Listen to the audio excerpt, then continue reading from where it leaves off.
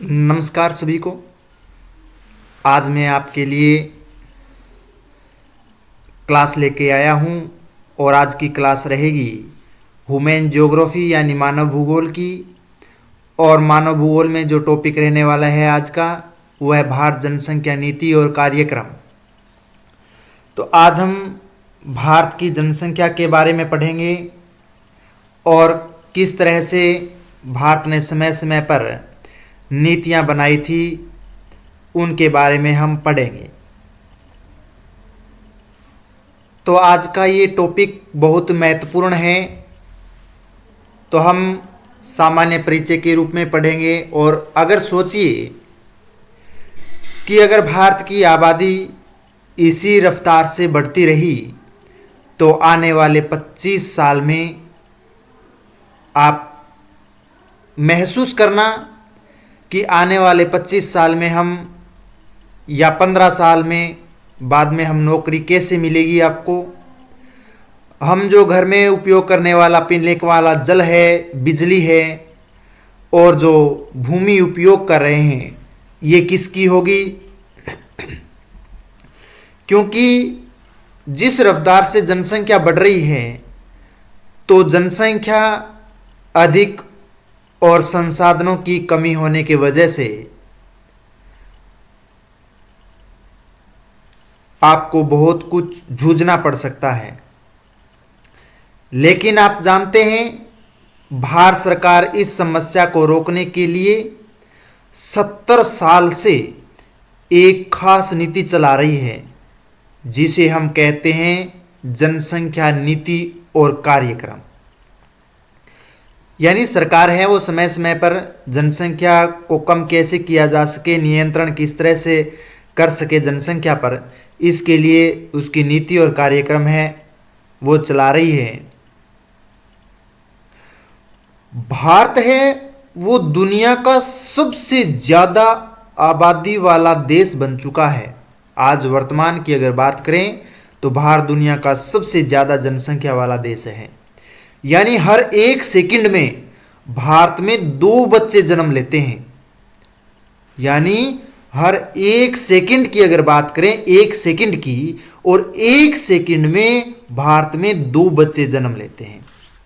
यानी जब तक आप इस वीडियो को पूरा देखोगे तब तक हजारों नए लोग जुड़ पाएंगे, भारत में नए लोग जन्म ले लेंगे। आप सोचिए। लेकिन सवाल यह नहीं है कि आबादी कितनी है, सवाल यह नहीं है कि हम किसको शिक्षा, सबको शिक्षा है, रोजगार है और सम्मानजनक जीवन दे पा रहे हैं। यानी अगर हमारे परिवार में, घर में हमारे 7-8 बच्चे हैं तो क्या हम उसको अच्छी शिक्षा दे पाएंगे, उसकी अच्छा रोजगार या फिर उसको खान पान भरण पोषण दे पाएंगे? कभी नहीं दे पाएंगे। अगर घर में 2 बच्चे होंगे तो वो परिवार सुखी होगा, समृद्ध होगा, क्योंकि उनके पास में उन 2 बच्चों के लिए संसाधन जुटाना आसान होता है।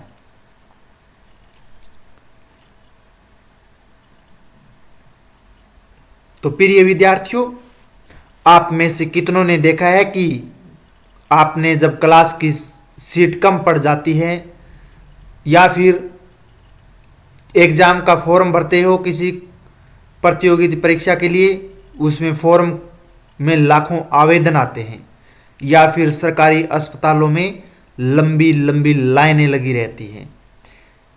ये सब मैं मानता हूं कि सिर्फ सिस्टम की गलती नहीं है, इनके पीछे एक बड़ा कारण है और वो कारण है तेजी से बढ़ती जनसंख्या।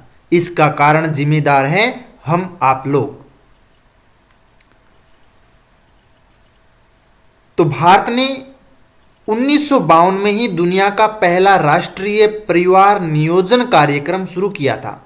यानी सबसे पहले जो भारत ने नीति बनाई थी वो थी 1952 की। तो फिर 1952 में कार्यक्रम चलाया गया। अगर वो नीति कार्यक्रम बनाए गए तो फिर अभी तक जनसंख्या कैसे बढ़ रही है।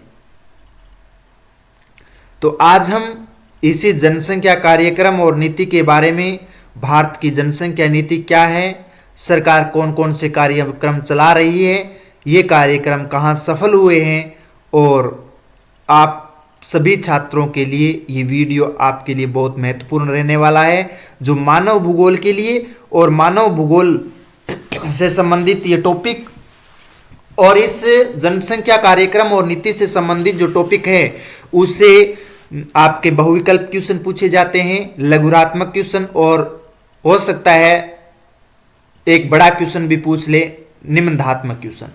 तो 15 अंक, 12 से लेकर के 15 अंक के इस क्लास से आपको अंक आने वाले हैं, तो आप क्लास अंत तक जरूर देखिएगा। बहुत रोचक और बहुत ही महत्वपूर्ण आपके लिए क्लास रहने वाली है। तो आज हम क्लास शुरू करते हैं। तो उससे पहले अगर देखें हम, तो सबसे पहले हम अध्ययन बिंदुओं के बारे में पढ़ेंगे कि किस किस तरह से हम जनसंख्या नीति और कार्यक्रम के अध्ययन बिंदु हैं वो पढ़ेंगे। तो अध्ययन बिंदु में हम सबसे पहले पढ़ेंगे वो है जनसंख्या नीति का अर्थ क्या है, जनसंख्या नीति का उद्देश्य क्या है, और उसके बाद में भारत की जनसंख्या नीति किस तरह से बनाई गई थी, और उससे के बाद में जो ब्रिटिश कालीन जो जनसंख्या नीति है वो किस तरह से थी, और फिर भारत को स्वतंत्रता और आज़ादी मिलने के बाद में और स्वतंत्र भारत की जनसंख्या नीति के बारे में हम पढ़ेंगे। उसके बाद में जो राष्ट्रीय जनसंख्या नीति उसके बारे में पढ़ेंगे, जो 1976 में बनाई गई थी, और 1976 की जो जनसंख्या नीति थी उसको संशोधित किया गया, और संशोधित करके राष्ट्रीय जनसंख्या नीति 1977 है वो बनाया गया था। उसके बाद में हम पढ़ेंगे वर्तमान की राष्ट्रीय जनसंख्या नीति, वो 2000 में बनाई गई थी। तो आज इन सभी एक एक बिंदुओं के बारे में हम विस्तार से अध्ययन करेंगे, साथ में हम नोट्स बनाएंगे। तो आप कहीं नहीं जाइएगा, अपनी नोटबुक और पेन लेकर के अच्छी तरह से क्लास को अटेंड कीजिएगा। और अभी तक आपने लाइक, कमेंट या सब्सक्राइब्स नहीं किया है तो आप कर दीजिए जल्दी से जल्दी। तो चलते हैं हम सबसे पहले जनसंख्या नीति का अर्थ क्या है, और जनसंख्या नीति के अर्थ के बारे में हम पढ़ते हैं। तो भारत की अगर जनसंख्या नीति का अर्थ पढ़ें और देखें तो जनसंख्या जो नीति है वो सरकार द्वारा बनाई गई वह दीर्घकालीन योजना है, यानी आगे आने वाले भावी समय को देखते हुए सरकार है अलग अलग जनसंख्या नीतियां बनाती है, और उन जनसंख्या नीतियों में ये भी ध्यान रखा जाता है कि संसाधन और जनसंख्या का दोनों का अनुकूलतम संबंध होना चाहिए। ऐसा नहीं हो कि आगे आने वाले समय में जनसंख्या अधिक हो और संसाधन कम पड़ जाए। तो इस तरह की भी नीति नहीं होनी चाहिए। नीति अनुकूलतम होनी चाहिए कि उतनी ही जनसंख्या और उतने ही संसाधन होने चाहिए। तो ये एक दीर्घकालीन योजना है।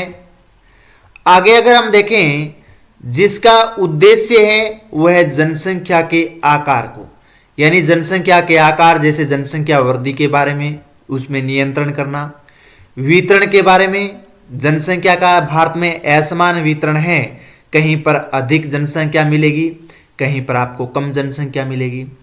जैसे सबसे ज़्यादा जनसंख्या वाला जो राज्य है वो उत्तर प्रदेश, और सबसे कम जनसंख्या वाला जो राज्य है सिक्किम।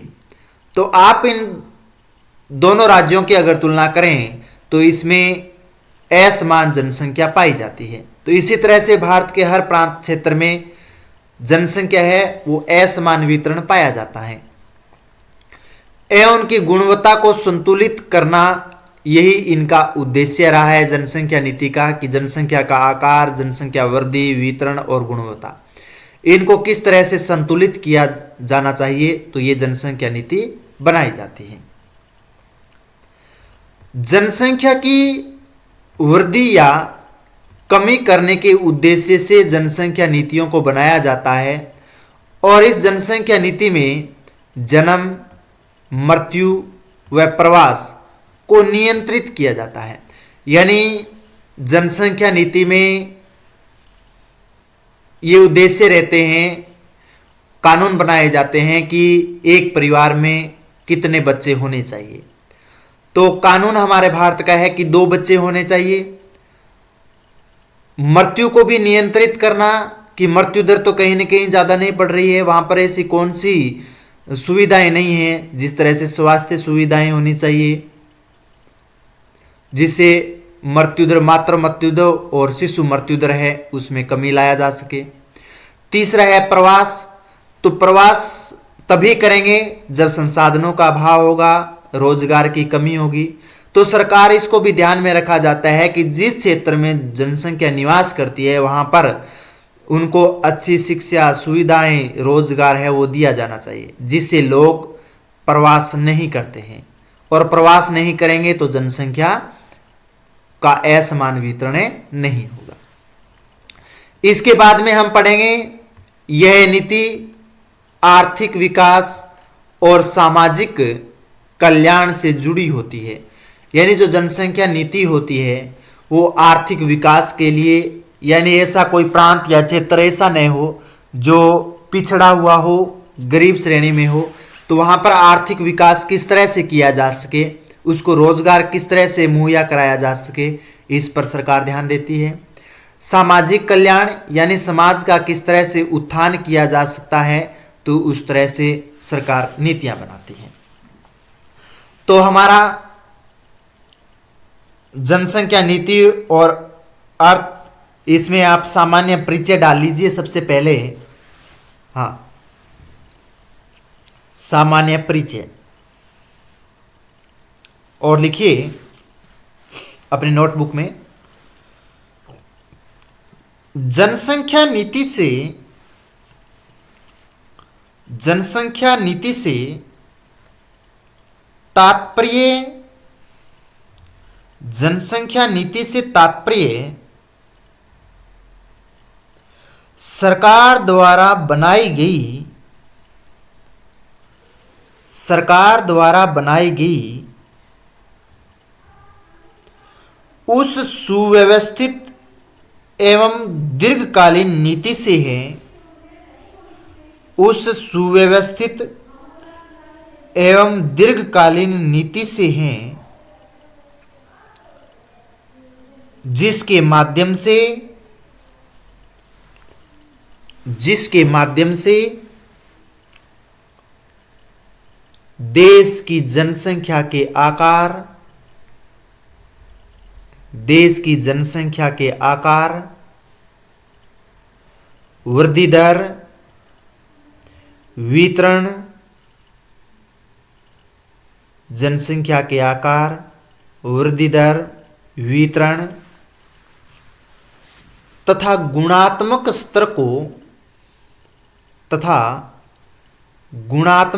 को संतुलित करने का प्रयास किया जाता है।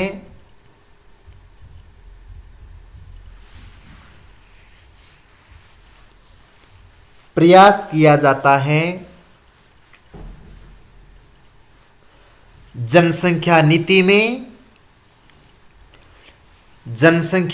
में जन्म दर, मृत्यु दर, प्रजनन दर, जनसंख्या नीति में जन्म दर, मृत्यु दर, प्रजनन दर, स्वास्थ्य, शिक्षा, प्रजनन दर, स्वास्थ्य, शिक्षा तथा परिवार नियोजन से संबंधित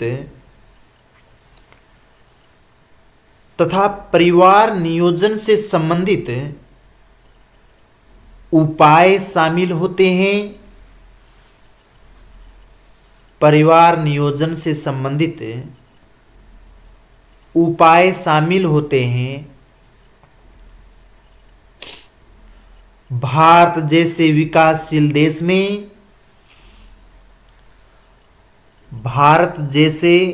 विकासशील देश में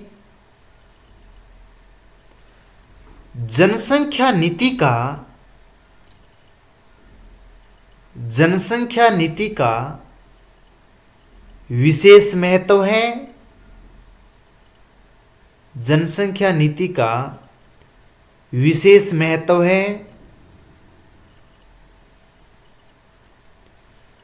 क्योंकि यहां संसाधनों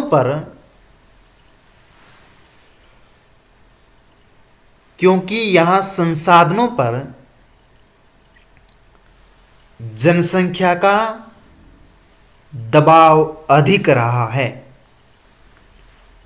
जनसंख्या का दबाव अधिक रहा है, यानी संसाधन कम और जनसंख्या अधिक।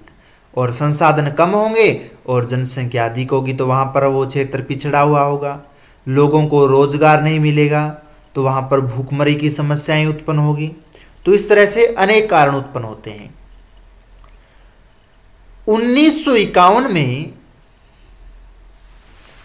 1951 में भारत की जनसंख्या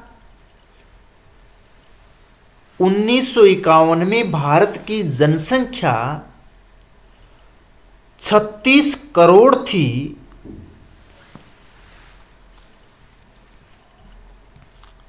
1951 में भारत की जनसंख्या 36 करोड़ थी, जो 2011 में बढ़कर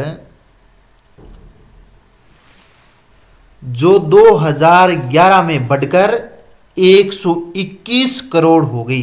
2011 की बात कर रहा हूं मैं, यानी 2011 में 121 करोड़ जनसंख्या हो गई। और अगर अब वर्तमान में देखें हम, तो अब भारत की जनसंख्या 140 करोड़ के आसपास है। तो देख सकते हैं आप कि इन 75 सालों में भारत की 1 अरब से ज्यादा जनसंख्या बढ़ चुकी है। यानी 1951 से लेकर के 2025 तक की अगर बात करें तो भारत की जनसंख्या 1 अरब से ज्यादा, और क्षेत्रफल वही है, उसमें कुछ वृद्धि नहीं हुई है, पर तो जनसंख्या में तीव्र वृद्धि हुई है। तो 121 करोड़ हो गई। इस तीव्र वृद्धि ने जनसंख्या नीति की आवश्यकता को, इस तीव्र वृद्धि ने जनसंख्या नीति की आवश्यकता को और अधिक स्पष्ट किया है। जनसंख्या नीति का उद्देश्य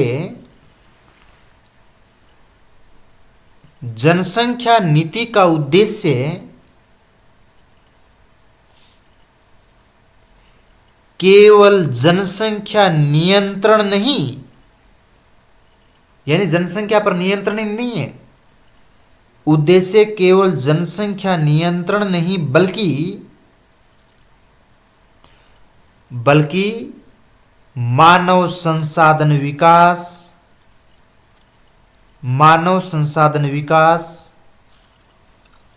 जीवन स्तर में सुधार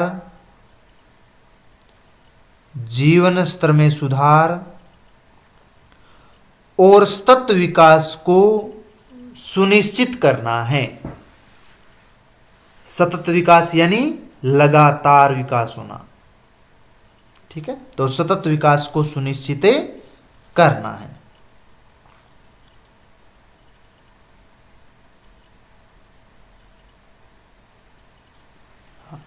दो नंबर हेडिंग डाल लीजिए, जनसंख्या नीति का अर्थ क्या है।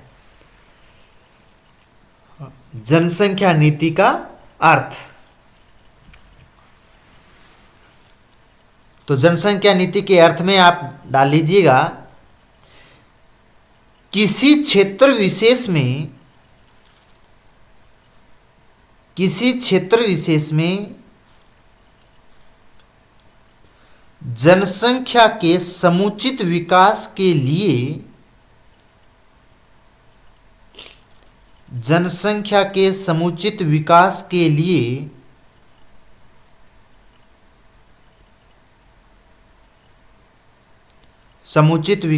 लिए देश की सरकार जो नीति अपनाती है, देश की सरकार जो नीति अपनाती है उसे जनसंख्या नीति कहा जाता है।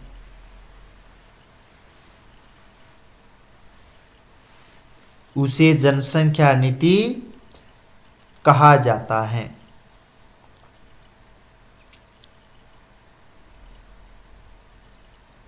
जनसंख्या नीति उस देश की सरकार द्वारा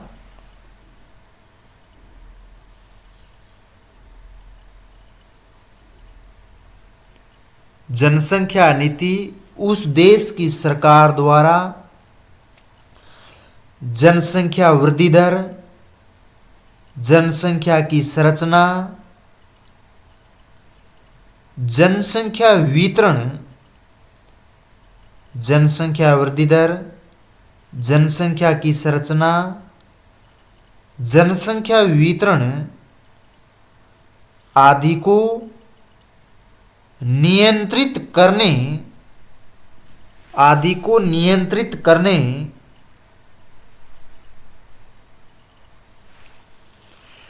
एवं देश की आवश्यकता अनुसार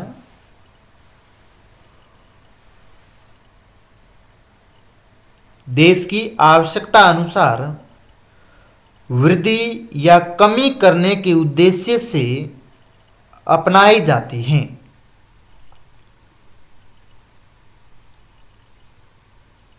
वृद्धि या कमी करने के उद्देश्य से अपनाई जाती हैं।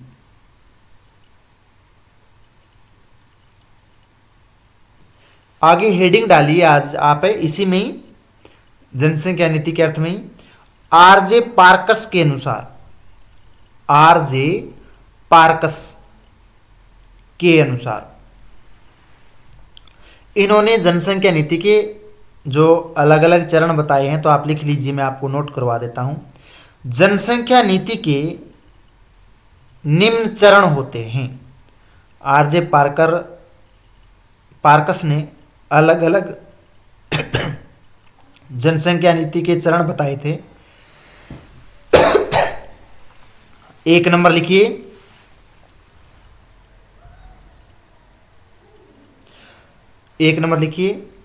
जनसंख्या की समस्या और समस्याओं की जानकारी। यानी पार्कस ने कहा कि जनसंख्या की जो समस्याएं हैं उस जनसंख्या की समस्याओं की जानकारी होनी चाहिए। 2 नंबर है उद्देश्य निर्धारण, अल्पकालिक व दीर्घकालीन। यानी अल्पकालिक यानी कम समय के लिए, और दीर्घकालीन यानी लंबे समय के लिए, आगे के समय के लिए। तो उद्देश्य निर्धारण, अल्पकालिक व दीर्घकालीन।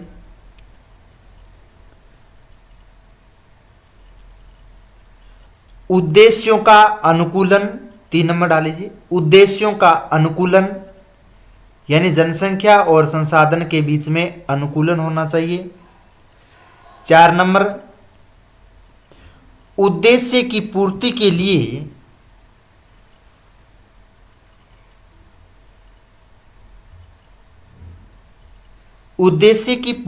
लिए संसाधनों का चुनाव,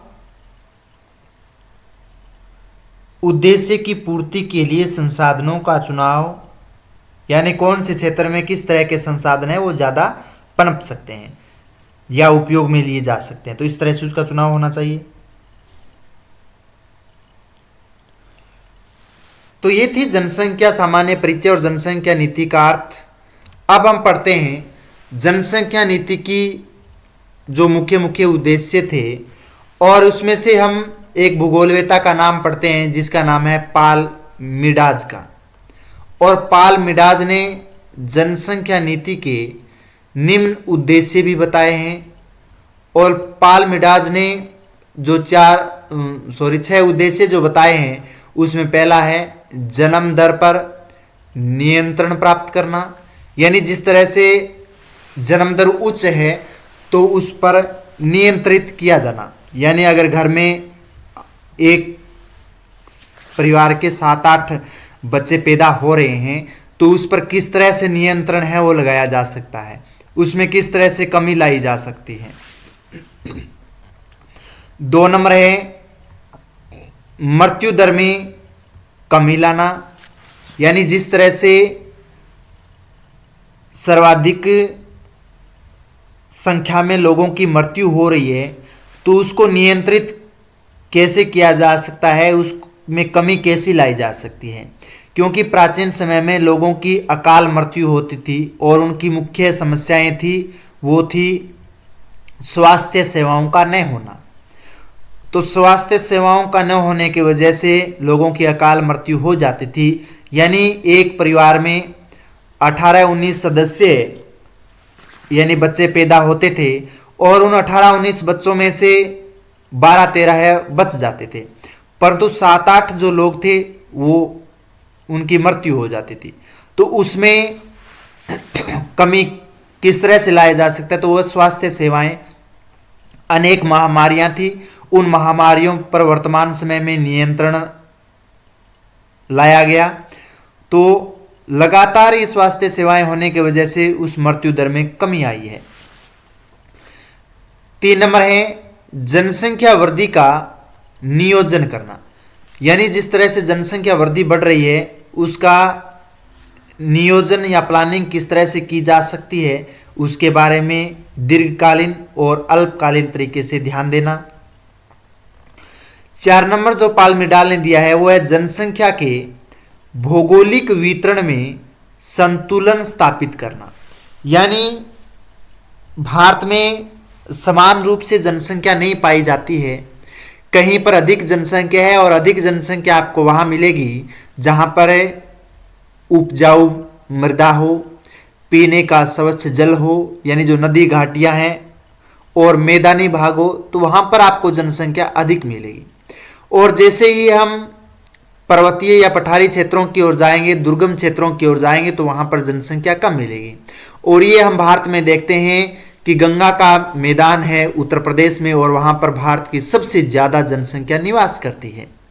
और उसी तरह से हम पर्वतीय भाग में सिक्किम की ओर जाते हैं तो भारत की सबसे कम जनसंख्या निवास करती है, क्योंकि वहां पर वो सुविधाएं नहीं मिल पाती है जो उत्तर प्रदेश यूपी में मिलती है। इसके बाद में हम अगर 5 नंबर उद्देश्य देखें पाल्मिडाल के द्वारा, तो वो है जनसंख्या की संरचना में सुधार करना, यानी जिस तरह से जनसंख्या बढ़ रही है उसमें उसकी संरचना में किस तरह से सुधार किया जा सकता है। 6 नंबर है जनसंख्या का शीघ्र आर्थिक विकास करना, यानी कुछ ऐसे भी हैं जो गरीबी से जूझ रहे हैं, तो उस गरीबी को दूर कैसे किया जा सकता है, तो और वो गरीबी शीघ्रता के साथ में दूर हो और उसका आर्थिक विकास हो। तो ये 6 जो बिंदु थे वो पाल्मिडाज के द्वारा उद्देश्य बताए गए थे। आगे अगर हम देखें तो परिवार कल्याण एवं स्वास्थ्य सेवाओं का विस्तार होना, तो यानी ये भी उद्देश्य रहता है कि हर क्षेत्र में परिवार कल्याण और स्वास्थ्य सेवाओं का अभाव न हो, वहाँ पर हर सुख सुविधाएं उनको मुहैया कराया जाए।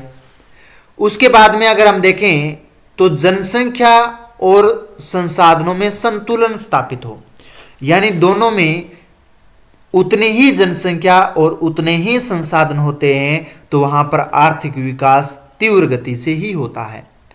परंतु ऐसा नहीं है, जनसंख्या का अधिक दबाव है और संसाधनों की कमी होने की वजह से आज भारत उस विकसित देश की श्रेणी में नहीं आता है, आज विकासशील देश की श्रेणी में आता है, क्योंकि ऐसे बहुत सारे क्षेत्र हैं जहां पर गरीबी से लोग जूझ रहे हैं, जहां पर संसाधनों का अभाव है। तो हेडिंग डाल लीजिए जनसंख्या नीति के उद्देश्य।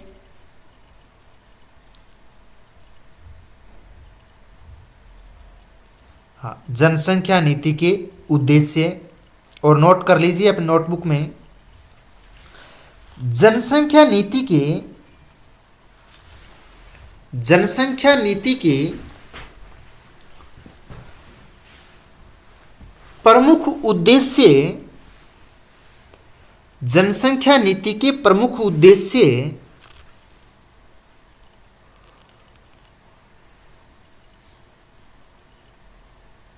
जनसंख्या वृद्धि दर को नियंत्रित करना, जनसंख्या वृद्धि दर को नियंत्रित करना तथा जनसंख्या और संसाधनों के बीच संतुलन स्थापित करना,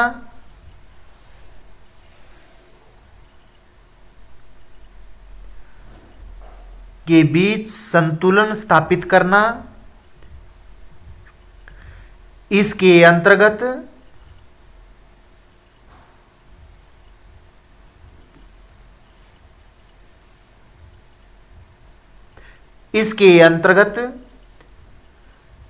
कुल प्रजनन दर को यानी जो जन्म ले रहे हैं, इसके अंतर्गत कुल प्रजनन दर को प्रतिस्थापन स्तर 2.1 तक लाना, प्रतिस्थापन स्तर 2.1 तक लाना। यानी 2.1 का अर्थ होता है, यानी 2 का अर्थ होता है माता पिता और 1 है उनका एक बच्चा, यानी घर में एक बच्चा हो। ठीक है ना। तो आप इस तरह से डायग्राम भी देख रहे हैं, ये देख सकते हैं यहां पर अगर जनसंख्या इस तरह से बढ़ रही है, घर में एक बच्चा उत्पन्न हो रहा है तो मंद गति से, अगर 2 बच्चे पैदा हो रहे हैं तो इस तरह से जनसंख्या वृद्धि होगी। तो यहां तक तो ठीक है, परंतु अगर जनसंख्या इस तरह से, अगर परिवार में जन्म ले रहे हैं 3 बच्चे, 4 बच्चे या 5 बच्चे, और किसी में तो 18-20 बच्चे जब पैदा होते हैं, तो जनसंख्या इतनी तीव्र गति से होती है वृद्धि। मैंने अभी शुरुआत में बताया था कि 1 सेकंड में भारत में 2 बच्चे जन्म लेते हैं। तो 1 सेकंड में अगर 2 बच्चे जन्म ले रहे हैं तो क्या 1 सेकंड में 2 संसाधनों की वो पूर्ति कर देगा भारत? कभी नहीं हो पाएगा। तो यानी इस तरह से जनसंख्या बढ़ रही है, परंतु संसाधनों को पनपने में बहुत समय लगता है। तो इसलिए वो क्षेत्र या प्रदेश फिर आर्थिक तौर पर, सामाजिक तौर पर पिछड़ जाता है। तो यानी इसका प्रतिस्थापन स्तर है वो 2.1 तक लाना। मातृ मृत्यु दर एवं शिशु मृत्यु दर में, मातृ मृत्यु दर एवं शिशु मृत्यु दर में कमी करना, मातृ मृत्यु दर एवं शिशु मृत्यु दर में कमी करना,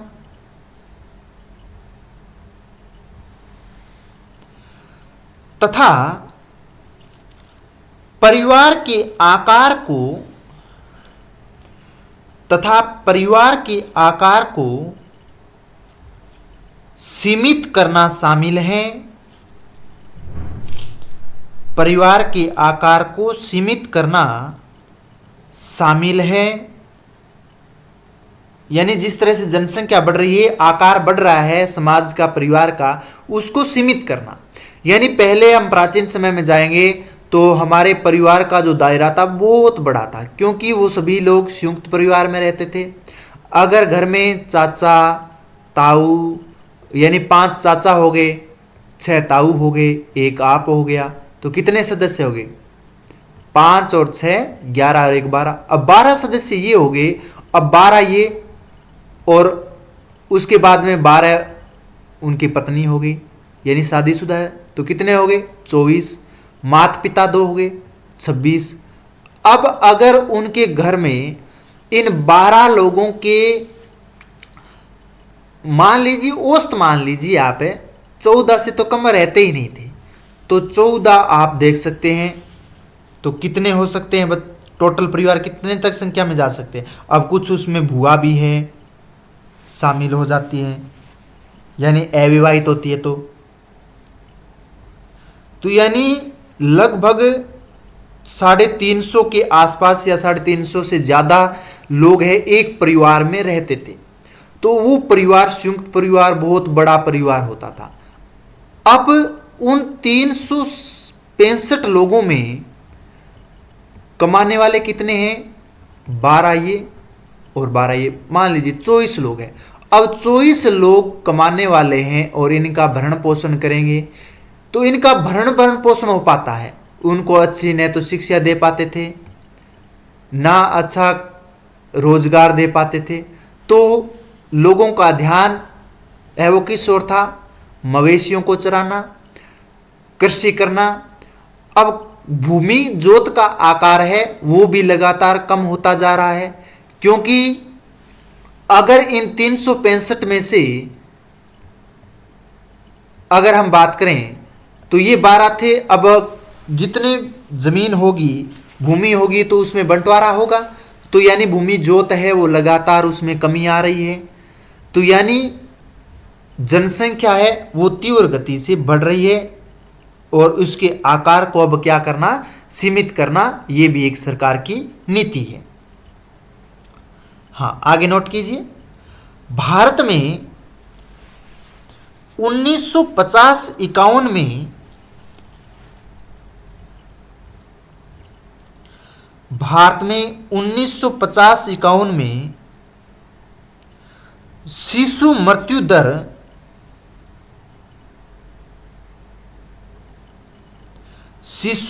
दर लगभग 146 प्रति 1000 थी, यानी 1000 शिशुओं पर 146 जो शिशु थे वो मृत्यु हो जाती थी। तो शिशु मृत्यु दर लगभग 146 प्रति 1000 थी, जिसे विभिन्न नीतियों द्वारा घटाकर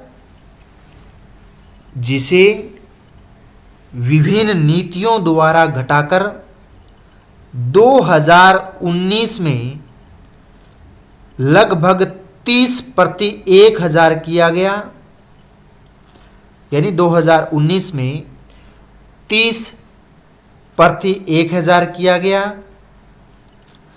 इसके अतिरिक्त महिला शिक्षा, विवाह की न्यूनतम आयु में वृद्धि, महिला शिक्षा, विवाह की न्यूनतम आयु में वृद्धि, यानी पुरुषों का 21 वर्ष और महिला के लिए 18 वर्ष। तो ये नीति अपनाई गई थी और उसमें ये विवाह की न्यूनतम आयु निर्धारित की गई थी पुरुष और महिला दोनों के लिए। न्यूनतम आयु में वृद्धि, गर्भ निरोधक साधनों का प्रसार तथा जन जागरूकता बढ़ाना भी, यानी जनता, हर सदस्य के पास में वो जागरूकता लानी, उनको वो बताना, उसके दुष्परिणाम बताना कि जिस तरह से जनसंख्या वृद्धि हो रही है इसके क्या क्या दुष्परिणाम हो सकते हैं, तो वो भी लोगों को बताना। जन जागरूकता बढ़ाना भी नीति के प्रमुख उद्देश्य हैं।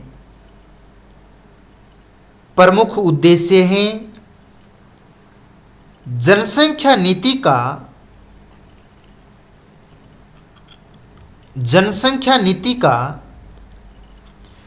अंतिम लक्ष्य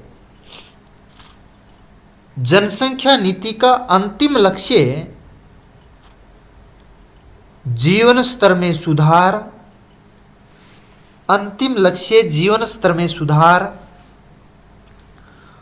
और सामाजिक आर्थिक विकास हैं। सामाजिक आर्थिक विकास हैं। पाल मिडाज ने जनसंख्या नीति के निम्न उद्देश्य बताए हैं। जनसंख्या नीति के निम्न उद्देश्य बताए हैं। हाँ, तो नोट कर लीजिए 6 उद्देश्य आप स्क्रीन पर देख रहे हैं। जन्म दर पर नियंत्रण प्राप्त करना, 2 नंबर है मृत्यु दर में कमी लाना, 3 नंबर है जनसंख्या वृद्धि का नियोजन करना, 4 नंबर है जनसंख्या के भौगोलिक वितरण में संतुलन स्थापित करना, 5 नंबर है जनसंख्या की संरचना में सुधार करना और 6 नंबर है जनसंख्या का शीघ्र आर्थिक विकास करना। तो ये उद्देश्य पाल मिडाज ने बताए थे, आप इसमें नोटबुक में डाल लीजिए 5-6।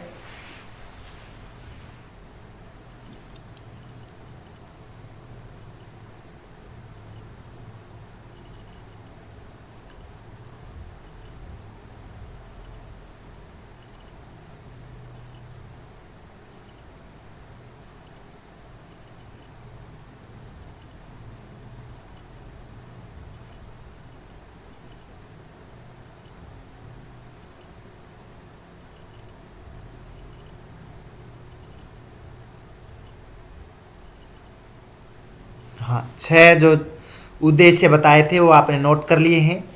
तो अब हम चलते हैं नेक्स्ट, और वो है ब्रिटिश कालीन जनसंख्या नीति। तो ब्रिटिश कालीन जनसंख्या नीति, जब अंग्रेजों का भारत पर शासन था और उस समय अंग्रेजों ने किस तरह से नीतियां बनाई थी, तो वो नीतियां हम पढ़ेंगे। तो स्वतंत्रता से पूर्व मुख्य रूप से कोई नीति नहीं थी, यानी किसी तरह की कोई नीतियां नहीं बनाई गई थी। 1921 तक अनेक महामारियों के कारण जनसंख्या वृद्धि नियंत्रित थी। तो मैं अभी भी आपको बता रहा था कि घर में 16-17 सदस्य पैदा हो रहे थे और उनमें 8-10 है उनकी मृत्यु हो जाती थी। तो उस समय भी जनसंख्या नियंत्रण है वो महामारियां थी, तो यानी अनेक महामारियों का प्रकोप था और स्वास्थ्य सुविधाएं नहीं होने की वजह से लोगों की मृत्यु हो जाती थी। परंतु 1930 में ब्रिटिश सरकार ने मैसूर में, यानी 1930 में मैसूर में जन्म नियंत्रण क्लिनिक की स्थापना की थी। तो 1930 में ब्रिटिश सरकार ने मैसूर में जन्म नियंत्रण क्लिनिक है वो स्थापित किया था। मैसूर कर्नाटक में, आप डायग्राम में ये देख सकते हैं यहाँ पर मैसूर तो कर्नाटक में है। वो 1930 में ये नीति बनाई गई थी और उसका उद्देश्य था जन्म नियंत्रण, यानी जो जन्म रहे हैं बच्चे उस या जन्म दर को किस तरह से नियंत्रित किया जा सकता है।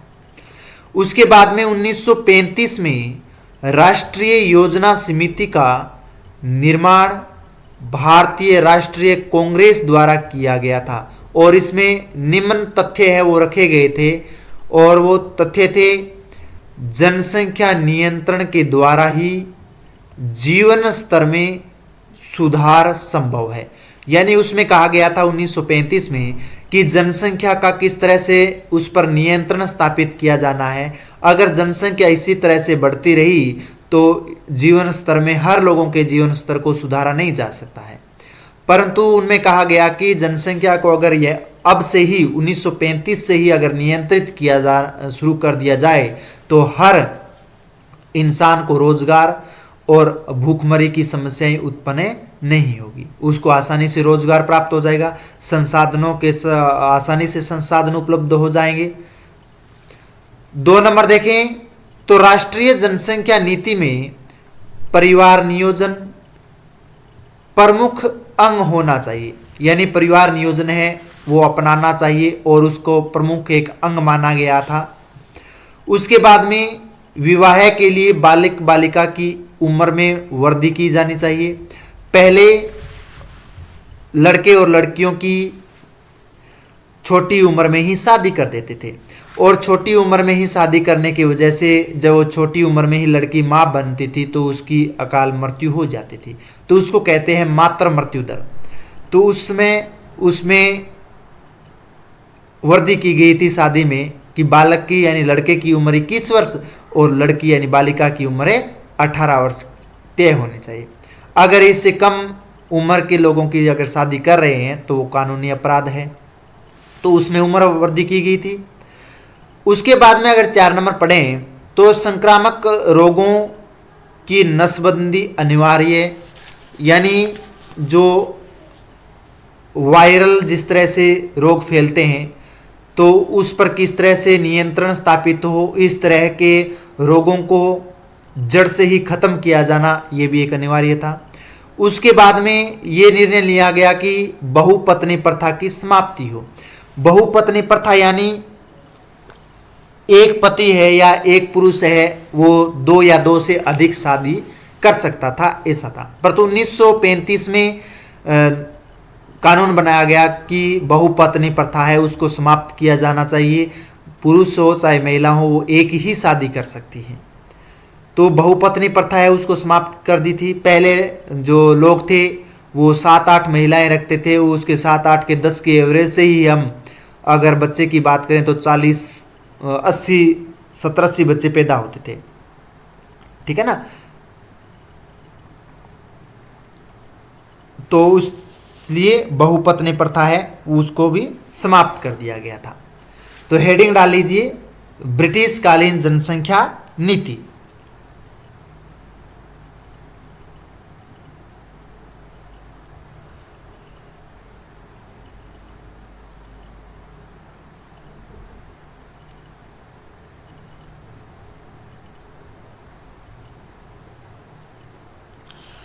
स्वतंत्रता प्राप्ति से पूर्व यानी पहले, स्वतंत्रता प्राप्ति से पूर्व भारत में जनसंख्या नियंत्रण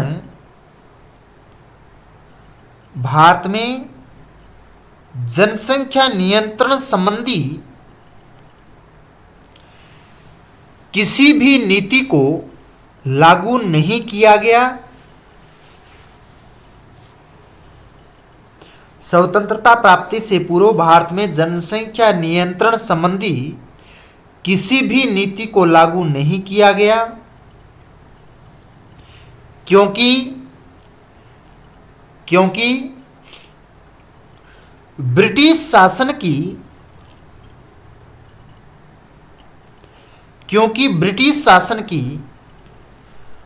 परिवार नियोजन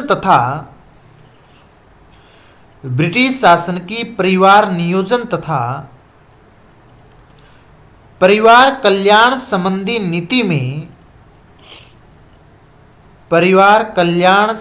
नीति में कोई रुचि नहीं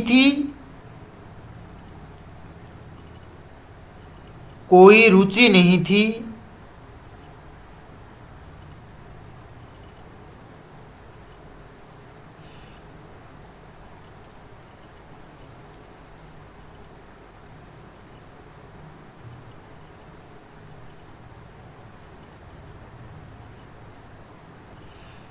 इस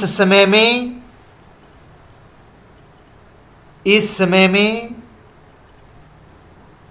ब्रिटिश सरकार का मुख्य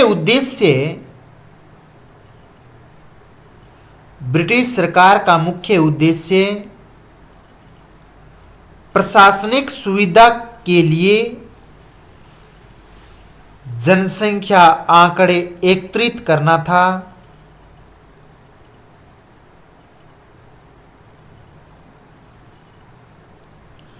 एकत्रित करना था।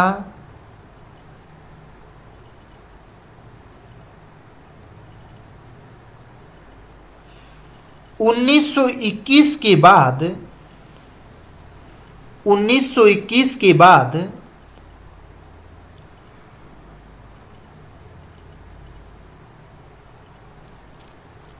स्वास्थ्य सुविधाओं में सुधार के कारण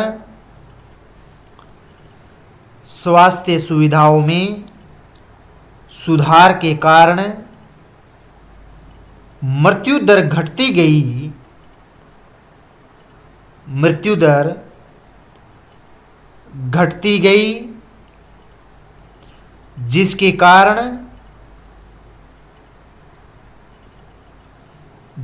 कारण जनसंख्या तीव्र गति से बढ़ने लगी, जिसके कारण जनसंख्या तीव्र गति से बढ़ने लगी।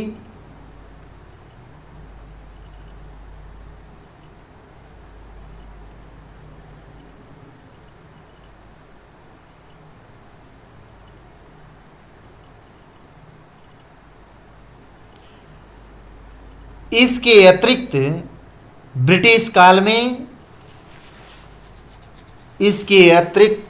काल में सभी लोगों का केवल एक ही उद्देश्य था,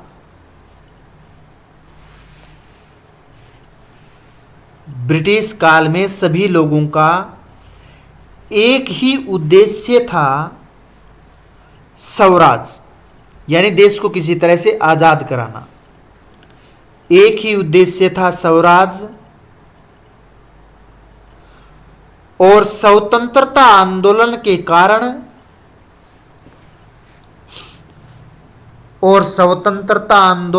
कारण परिवार नियोजन संबंधी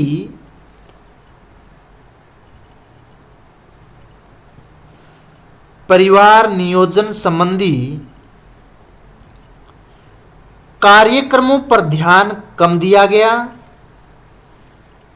परिवार नियोजन संबंधी कार्यक्रमों पर ध्यान कम दिया गया।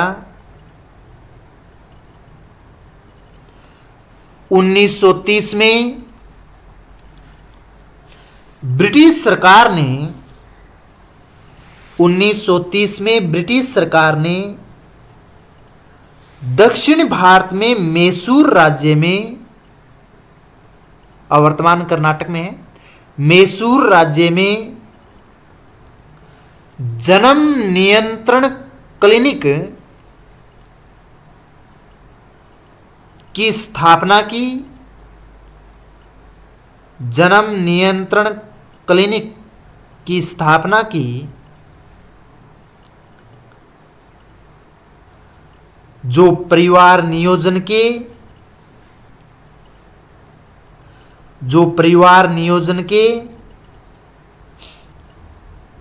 महत्व से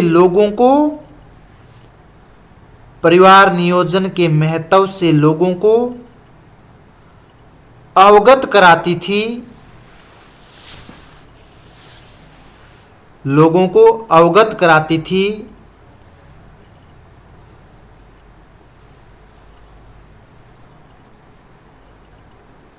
उन्नीस सौ पैंतीस में गठित राष्ट्रीय योजना समिति 1935 में गठित राष्ट्रीय योजना समिति, जिसका निर्माण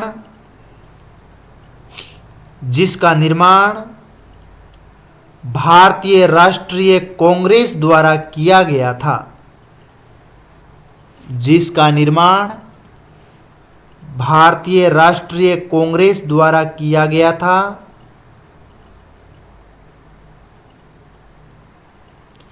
जिसमें निम्न तथ्यों को अवगत करवाया गया, जिसमें निम्न तथ्यों को अवगत करवाया गया। ये आप देख रहे हैं, ये तथ्य नोट कर लीजिए आप, ए से लेकर के ई तक क्रम से। हाँ,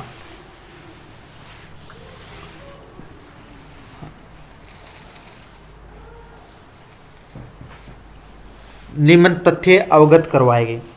हाँ, उसके बाद में लिख लीजिए, जो आपके पास में 5 तथ्य हैं, जनसंख्या नियंत्रण के द्वारा ही जीवन स्तर में सुधार संभव है। 2 नंबर है राष्ट्रीय जनसंख्या नीति में परिवार नियोजन प्रमुख अंग होना चाहिए। 3 नंबर है विवाह के लिए बालक बालिका की उम्र में वृद्धि होनी चाहिए। 4 नंबर है संक्रामक रोगों की नसबंदी अनिवार्य रूप से हो।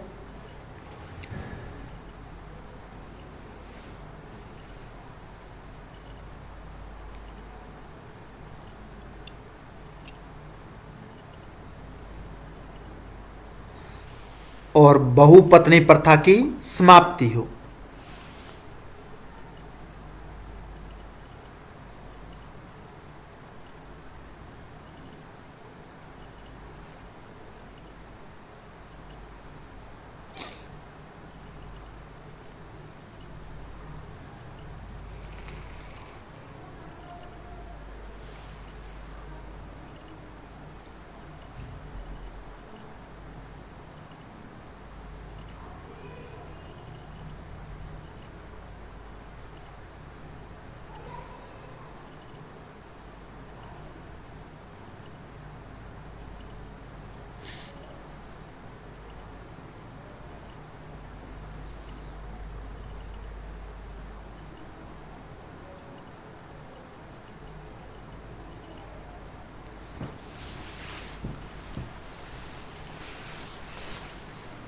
तो ये थी ब्रिटिश कालीन जनसंख्या नीति।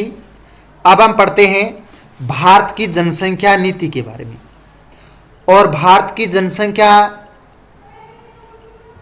नीतियों के बारे में हम पढ़ेंगे तो उसमें है जनसंख्या नीति में जन्म दर में कमी लाना और उच्च मृत्यु दर को नियंत्रित करना। यानी जन्म दर है, जो उच्च जन्म दर है उसमें कमी लाना। जिस तरह से 10, 12, 15 बच्चे जन्म ले रहे हैं तो उसके स्थान पर 2 या 1 बच्चा है वो जन्म ले। और उच्च मृत्यु दर को नियंत्रित करना, और उनमें से 15-20 बच्चे जन्म ले रहे हैं उसमें से 10-12 बच्चों की जिस तरह से मृत्यु हो रही है तो उच्च मृत्यु दर थी तो उसको ही भी नियंत्रित करना। यानी उस समय उच्च जन्म दर और उच्च मृत्यु दर दोनों ही मौजूद थी। उसके बाद में जीने की अप्रत्याशित दर में वृद्धि करना। यानी लोगों को शुद्ध भोजन, स्वास्थ्य सेवाएं, शिक्षा, स्वच्छ जल पीने के लिए, इस तरह की जो जीने के लिए मूलभूत जो आवश्यकताएं होती है उसमें वृद्धि करना। उसके बाद में जो सर्वप्रथम भारत सरकार ने 1976 में राष्ट्रीय जनसंख्या नीति है वो अपनाई गई थी। तो 1976 में सबसे पहले भारत सरकार ने राष्ट्रीय जनसंख्या नीति बनाई थी और इसमें परिवार नियोजन तथा परिवार कल्याण से संबंधित सुविधाओं पर बल दिया गया था। यानी किस तरह से परिवार का नियोजन हो सके और किस तरह से परिवार का कल्याण हो सके उस पर जोर दिया गया था। और उसमें 5 बिंदु आते हैं कि ब्रिटिश कालीन जनसंख्या जो नीति थी वो, और उसके बाद में 1976 वाली जो नीति या फिर स्वतंत्र भारत की प्रारंभिक नीति 1952 की, राष्ट्रीय जनसंख्या नीति 1976 की, उसमें संशोधन किया गया था 1977, और राष्ट्रीय जनसंख्या नीति या वर्तमान जनसंख्या नीति 2000। तो अलग अलग समय में भारत सरकार ने जनसंख्या नीतियों में परिवर्तन किया था और ये हर भारत की जनसंख्या को नियंत्रित करना, जिस तरह से उच्च जन्म दर है उसको किस तरह से नियंत्रित किया जा सकता है उस पर विचार किया गया था। तो हेडिंग डाल लीजिए आप, भारत की जनसंख्या नीति।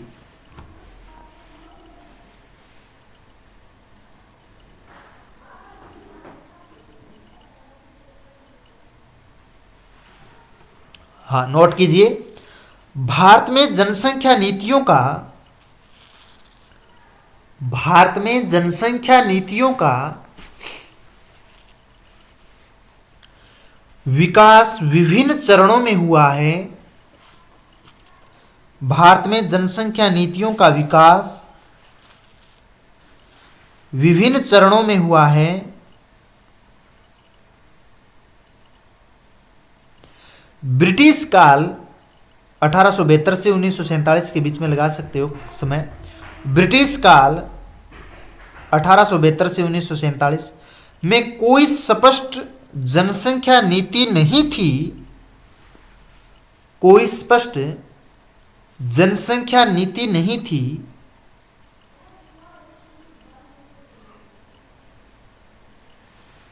उस समय केवल जनगणना और सीमित स्वास्थ्य उपाय अपनाए गए। सीमित स्वास्थ्य उपाय अपनाए गए। स्वतंत्रता के बाद 1952 में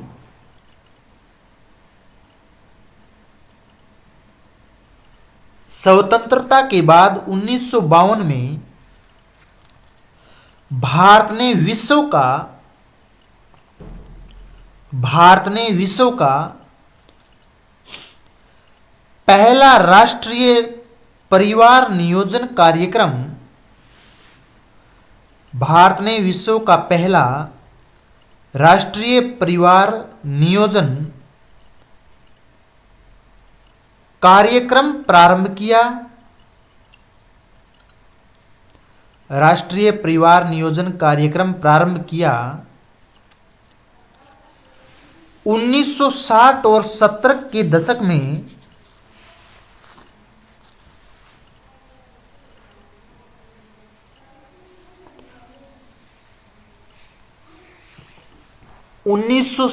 और 70 के दशक में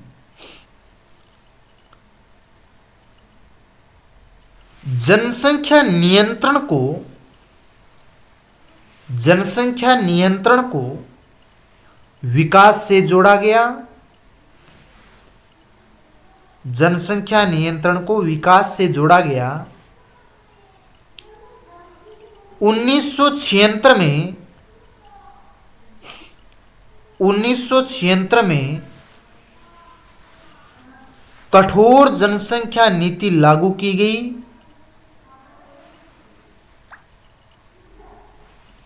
1976 में कठोर जनसंख्या नीति लागू की गई, जिसे 1977 में संशोधित किया गया।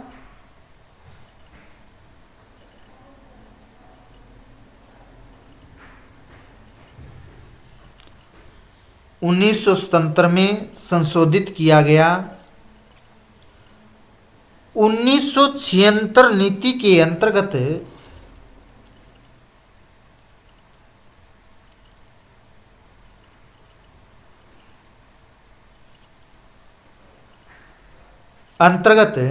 जन्म दर को कम करने के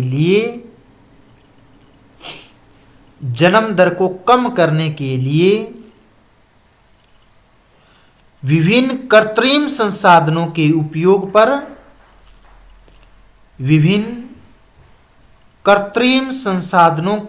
उपयोग पर बल दिया गया।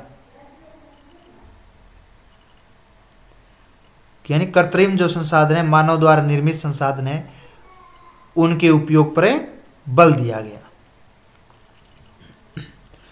आर्थिक विकास के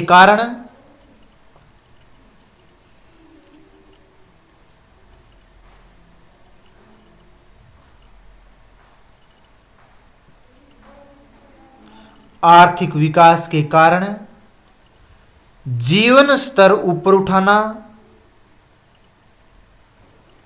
आर्थिक विकास के कारण जीवन स्तर को ऊपर उठाना। जीवन स्तर में सुधार होने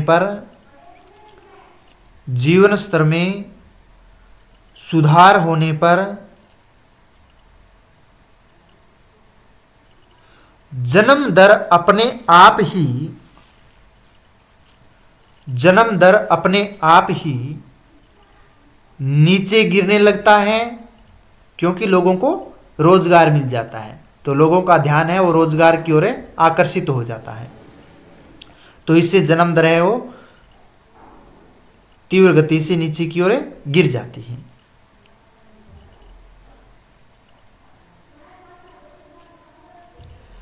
प्रत्येक संसाधनों में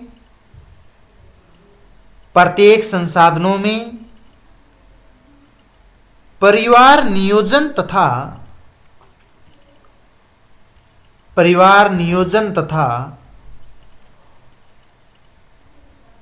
परिवार कल्याण से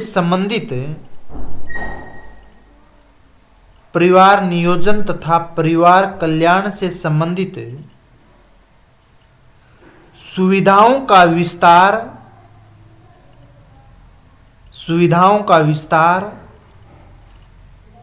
एवं प्रचार प्रसार पर बल दिया गया। प्रचार प्रसार पर बल दिया गया।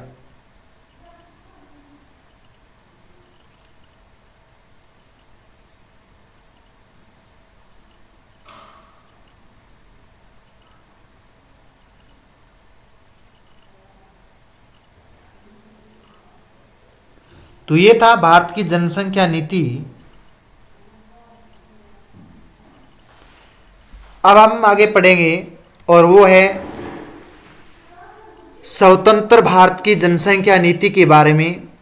और स्वतंत्र भारत की जनसंख्या नीति की अगर बात करें तो 1947 में भारत स्वतंत्र हुआ था और 1949 में भारतीय परिवार नियोजन संघ की स्थापना की गई थी। यानी 1949 में भारतीय परिवार नियोजन संघ है उसकी स्थापना की गई थी 1949 में।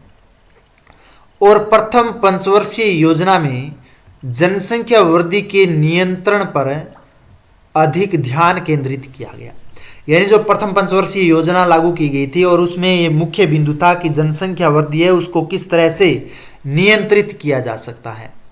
तो उसमें अलग अलग सुझाव दिए गए थे। उसके बाद में द्वितीय जो पंचवर्षीय योजना में स्वास्थ्य मंत्रालय द्वारा, केंद्रीय परिवार नियोजन बोर्ड द्वारा इनका है वो गठन किया गया था। यानी द्वितीय पंचवर्षीय योजना के अंतर्गत है वो स्वास्थ्य मंत्रालय का गठन और केंद्रीय परिवार नियोजन का गठन किया गया था। और तृतीय पंचवर्षीय योजना आई थी उस समय मृत्यु दर में गिरावट आई थी। यानी ये दोनों पंचवर्षीय योजना में जो निर्णय लिए गए थे उसके परिणाम आने शुरू हो गए। तो जन्म यानी मृत्यु दर में है वो लगातार गिरावट आई और जन्म दर में कोई भी प्रभाव नहीं पड़ा था। यानी जो जनता पहले जन्म रही थी 18, 15, 20 बच्चे जन्म ले रहे थे वो ही आज जन्म रहे हैं। परंतु जिस तरह से उस 18-20 में पहले 10-12 लोगों की मृत्यु होती थी बच्चों की, वो अब मृत्यु नहीं हो रही है, केवल 2-3 या 4 की मृत्यु हो रही है। तो यानी मृत्यु दर में तो गिरावट आई परंतु जन्म दर में कोई भी प्रभाव नहीं पड़ा, उतने ही बच्चे जन्म ले रहे थे।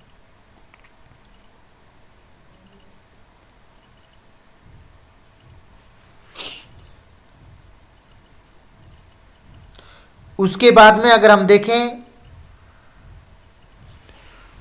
चतुर्थ जो पंचवर्षीय योजना थी उसमें कैफेटेरिया उपागम अपनाया गया था। और कैफेटेरिया उपागम यानी नसबंदी या फिर परिवार कल्याण कार्यक्रम के अंतर्गत किस तरह से नियंत्रण किया जा सकता है, तो वो कार्यक्रम अपनाया गया था। और 1972 में गर्भपात को कानूनी रूप से वैध घोषित कर दिया था। तो 1972 में गर्भपात कराना एक कानून अपराध है वो माना गया था। तो ये कार्यक्रम स्वतंत्र भारत की जनसंख्या नीति है। तो हेडिंग डाल लीजिए स्वतंत्र भारत की जनसंख्या नीति।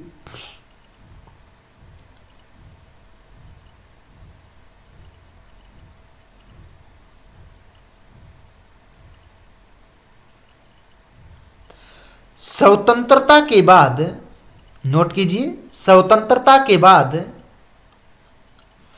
भारत सरकार ने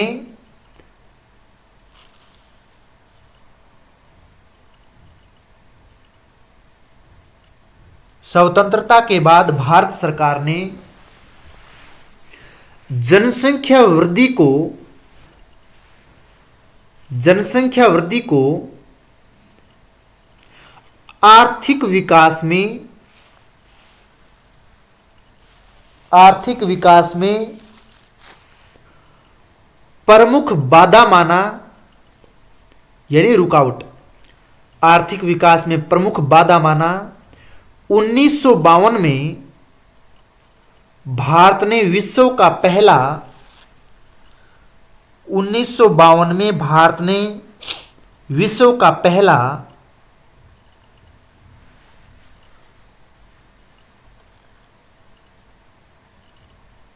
राष्ट्रीय परिवार नियोजन कार्यक्रम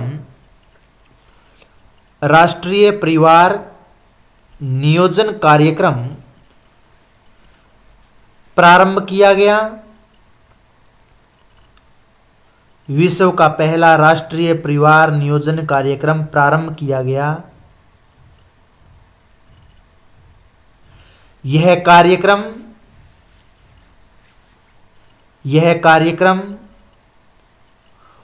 पूर्णतः स्वैच्छिक था, यानी स्वैच्छिक रूप से यह कार्यक्रम पूर्णतः स्वैच्छिक था और स्वास्थ्य सेवाओं के विस्तार पर आधारित था और स्वास्थ्य सेवाओं के विस्तार पर आधारित था।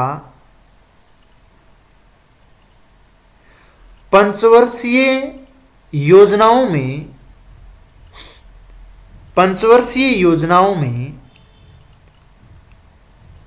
परिवार नियोजन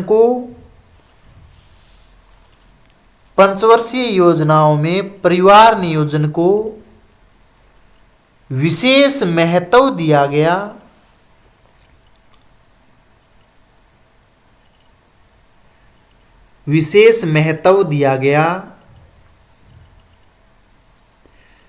इस नीति का उद्देश्य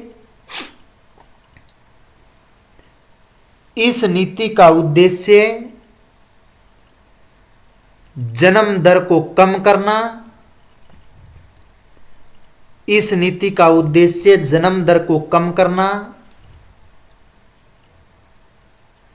मातृ शिशु स्वास्थ्य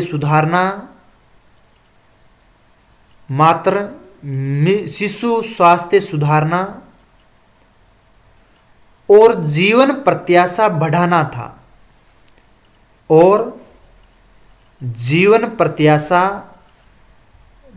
था।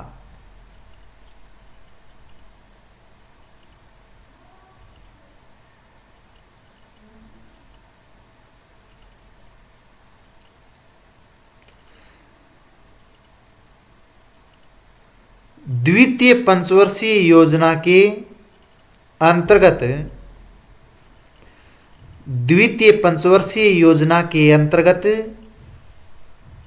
भारत सरकार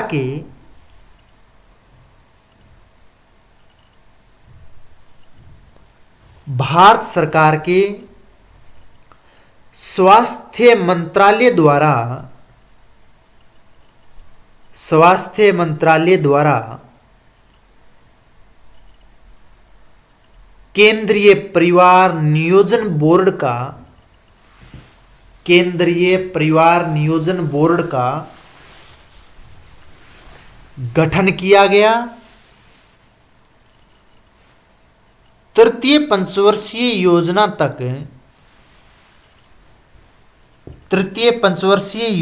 तक मृत्यु दर में तो तृतीय पंचवर्षीय योजना के अंतर्गत मृत्यु दर में तो भारी गिरावट आई, लेकिन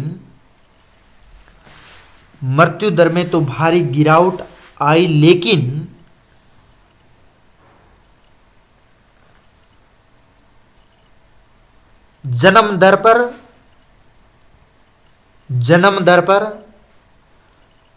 परिवार नियोजन कार्यक्रम की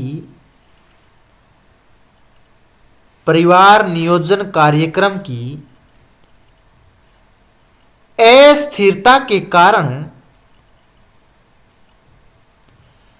अस्थिरता के कारण कोई प्रभाव नहीं पड़ा।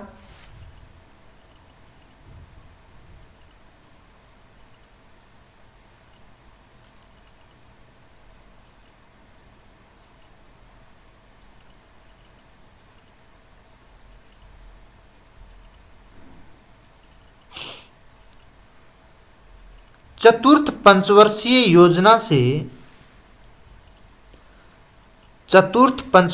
योजना से परिवार नियोजन एवं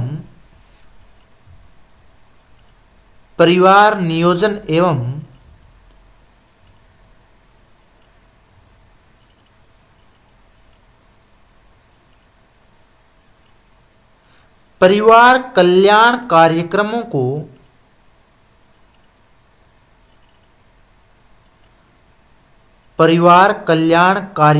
को समय पर लागू किया गया।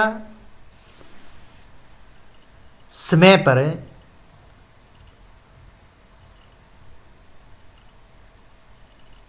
लागू किया गया। परिवार नियोजन कार्यक्रम के अंतर्गत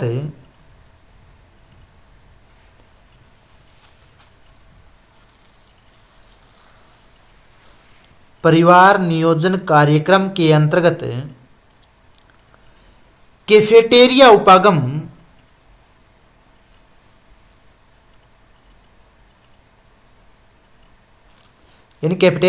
यानी जो शादीशुदा दंपति होते हैं तो वो अपनी आवश्यकता अनुसार है या अपने इच्छा अनुसार है, वो हर सुविधा है वो ले सकता है परिवार नियोजन से संबंधित जो भी है। कार्यक्रम के अंतर्गत कैफेटेरिया उपागम अपनाया गया। कैफेटेरिया उपागम के बारे में लिखिए। कैफेटेरिया उपागम में प्रत्येक विवाहिक दंपति को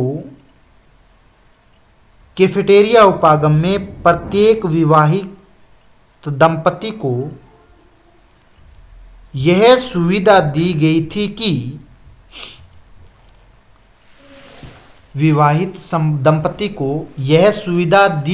कि वह अपनी सुविधा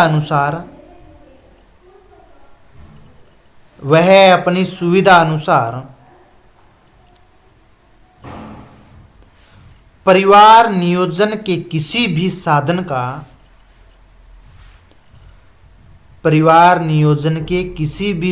का उपयोग कर सकता है।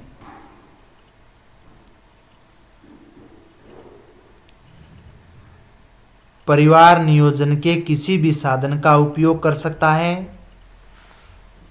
भारत सरकार द्वारा 1972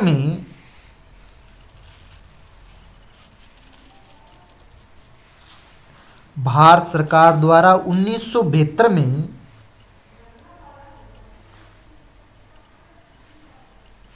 गर्भपात को कानूनी रूप से वैध घोषित कर दिया गया।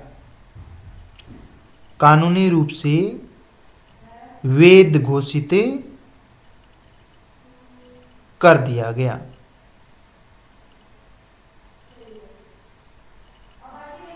अब हम पढ़ेंगे भारत सरकार की जनसंख्या नीति 1976 की।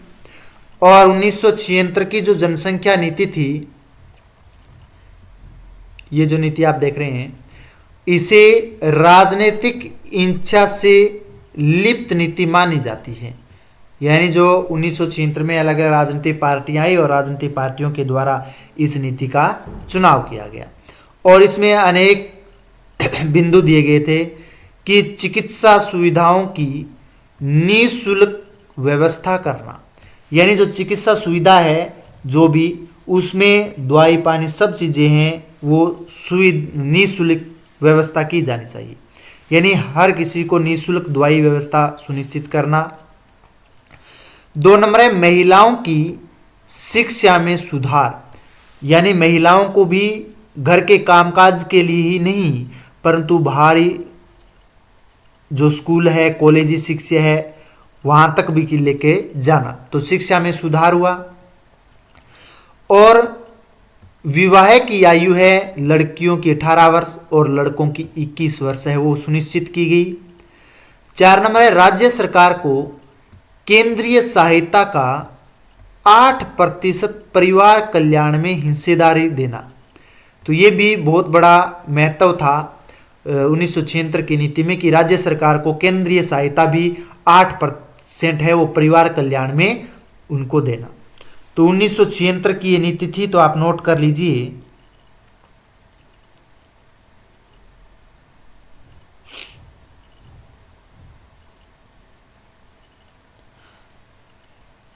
लिखिए, भारत में 1976 के दौरान, भारत में 1976 के दौरान राष्ट्रीय जनसंख्या नीति लागू की गई। राष्ट्रीय जनसंख्या नीति लागू की गई।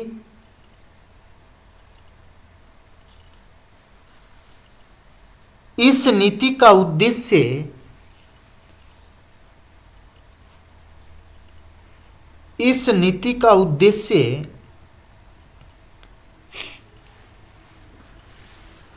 तीव्र जनसंख्या वृद्धि पर, तीव्र जनसंख्या वृद्धि पर नियंत्रण करना था। तीव्र जनसंख्या वृद्धि पर शीघ्र नियंत्रण करना था।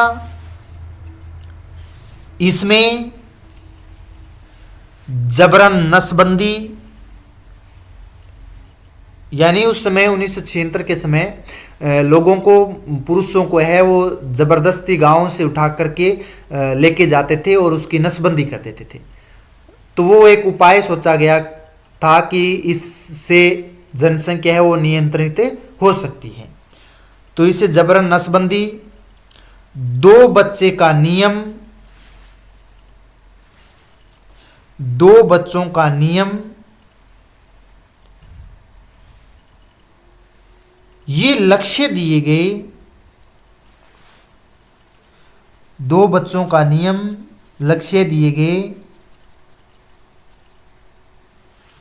सरकारी कर्मचारियों के लिए, सरकारी कर्मचारियों के लिए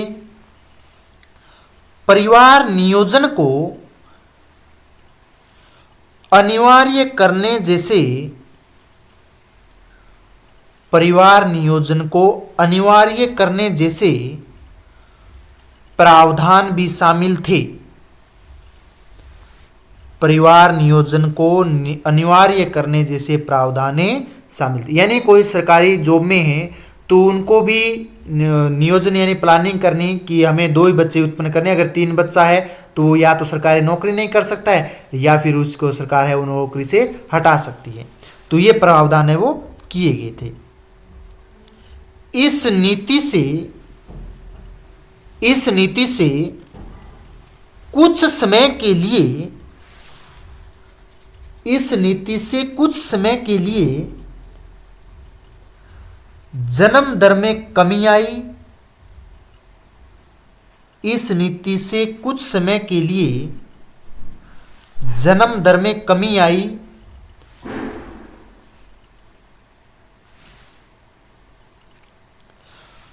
परंतु जन्म दर में कमी आई, परंतु जबरन उपायों के कारण,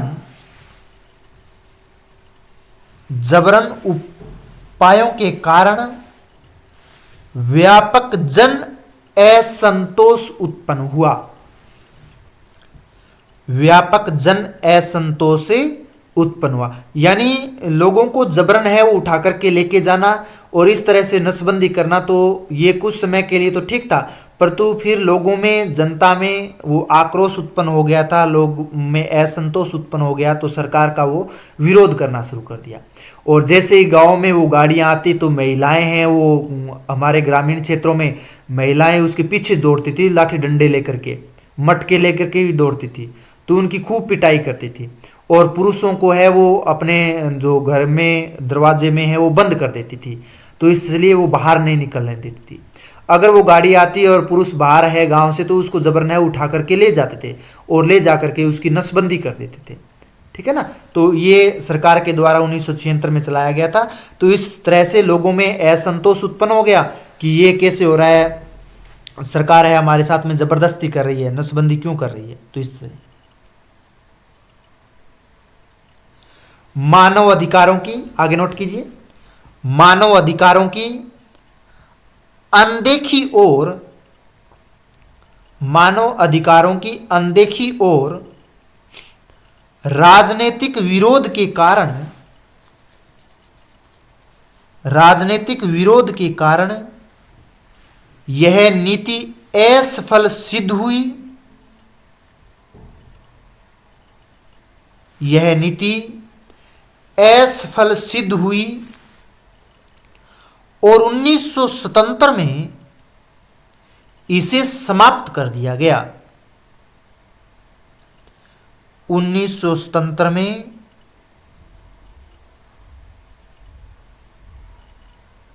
इसे समाप्त कर दिया गया।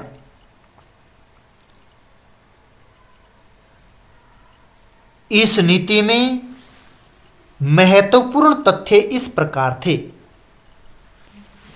इस नीति में महत्वपूर्ण तथ्य इस प्रकार से थे। एक नंबर लिख लीजिए, परिवार कल्याण से संबंधित, परिवार कल्याण से संबंधित चिकित्सा सेवाओं तथा चिकित्सा सेवाओं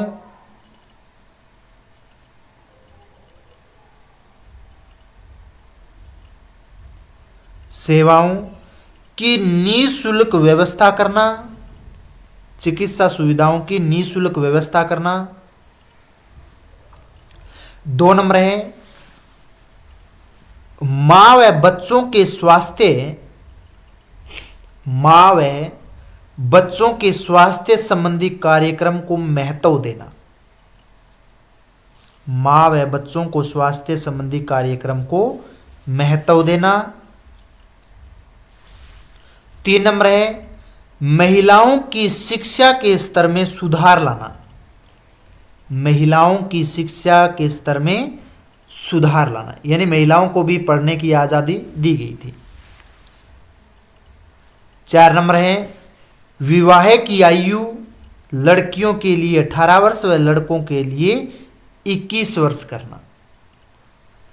विवाह की आयु लड़कियों के लिए 18 वर्ष, लड़कों के लिए 21 वर्ष करना। पहले हैं वो 10-12 साल की बच्ची की ही शादी कर देते थे, 8-9 की ही शादी कर देते थे। तो उसमें सुधार किया गया कि लड़कियों की है 18 वर्ष की और लड़कों की 21 वर्ष से पहले है वो शादी नहीं कर सकती। आगे हैं 5 नंबर, परिवार कल्याण को बढ़ावा देने के लिए, परिवार कल्याण को बढ़ावा देने के लिए स्वयंसेवी संस्थाओं का प्रयोग करना। जो अनेक संस्थाएं हैं उनका उपयोग करना, तो स्वयंसेवी संस्थाओं का प्रयोग करना। हाँ, नेक्स्ट देखिए, राज्य सरकार को दी जाने वाली केंद्रीय सहायता का, राज्य सरकार को दी जाने वाली केंद्रीय सहायता का 8% परिवार कल्याण के कार्यों में व्यय करना, यानी खर्च करना। 8% परिवार कल्याण के कार्यों में खर्च करना।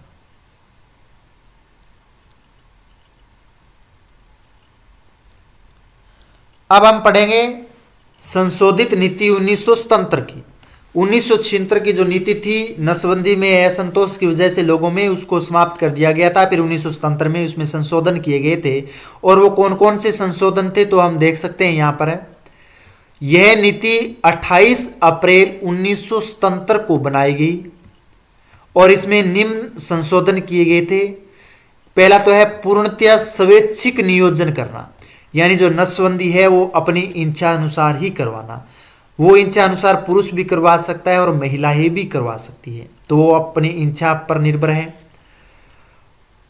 बी है बांध्यकरण, कोई बांध्यकरण की नीति नहीं है कि जबरन है उसकी नसबंदी की जाए, तो इसमें भी सुधार किया गया। सी है परिवार नियोजन में दान देने पर छूट, यानी अनेक जो स्वयंसेवी संस्था है और वहां पर परिवार नियोजन से संबंधित जो भी दान दे रहा है तो उस पर छूट है कि वो दाने दे सकता है।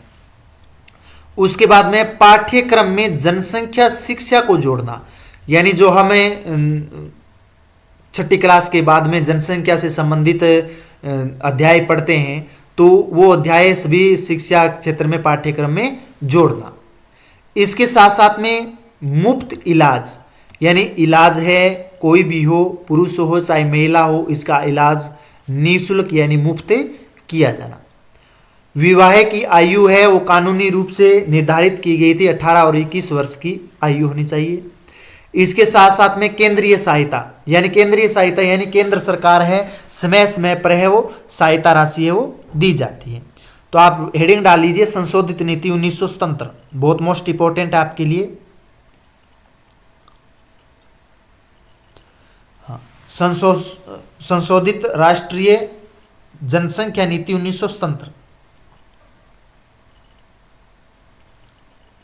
लिखिए भारत सरकार ने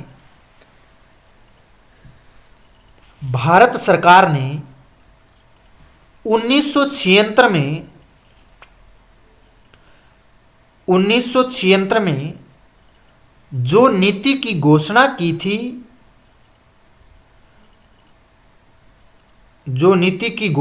थी, उसमें पुनः 28 अप्रैल 1977 में संशोधित किया गया। 28 अप्रैल 1977 में संशोधन किया गया। संशोधित जनसंख्या नीति की निम्नलिखित विशेषताएं हैं। संशोधित जनसंख्या नीति की निम्नलिखित विशेषताएं हैं। 1 नंबर लिखिए, पूर्णतः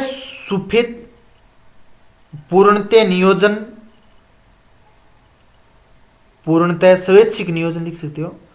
पूर्णतः स्वैच्छिक नियोजन 1 नंबर लगा करके इसके आगे लिखिए। हाँ, हेडिंग डाल लीजिए पूर्णतः स्वैच्छिक नियोजन। परिवार नियोजन को पूर्णतः स्वैच्छिक कार्यक्रम के रूप में चलाया जाएगा। पूर्णतः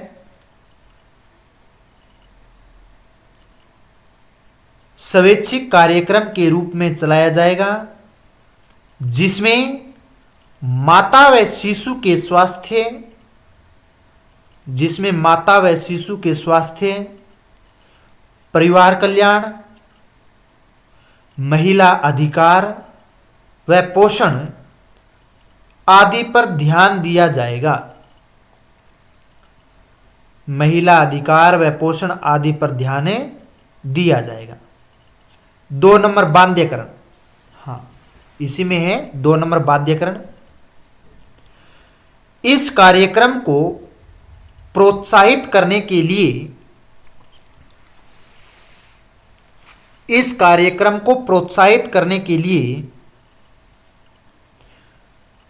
व्यक्तियों को कुछ राशि स्वीकृत की जाएगी।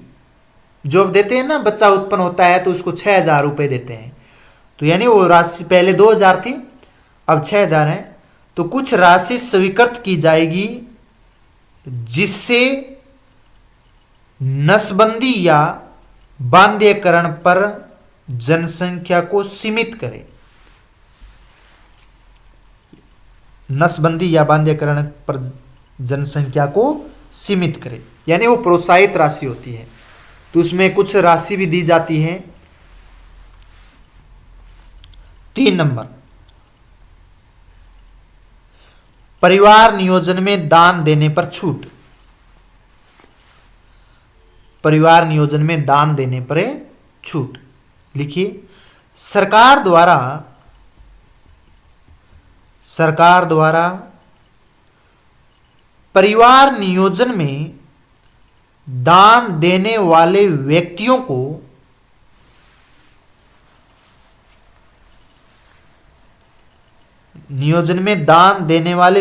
को आयकर विभाग में छूट देने का निर्णय किया गया है। जो टैक्स लगता है ना, टैक्स, तो उसमें छूट दी गई है। यानी जो परिवार नियोजन में जो दान देते हैं तो उसमें आयकर दाता के रूप में उसको छूट दी जाती है। तो छूट देने का निर्णय किया गया है।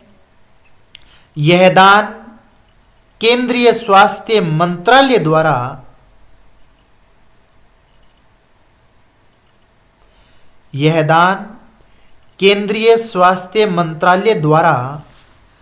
स्वीकृत किसी भी पंजीकृत स्वयंसेवी संगठन को दिया जा सकता है। यानी वो किसके द्वारा रजिस्ट्रेशन हो? केंद्रीय स्वास्थ्य मंत्रालय के द्वारा स्वीकृत किसी भी पंजीकृत स्वयंसेवी संगठन को दिया जा सकता है। 4 नंबर है, पाठ्यक्रम में जनसंख्या शिक्षा। पाठ्यक्रम में जनसंख्या शिक्षा। लिखिए, स्कूली पाठ्यक्रम में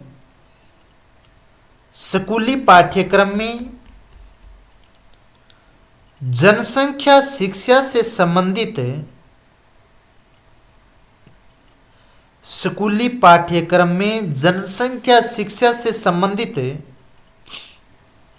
जानकारी देने का विचार किया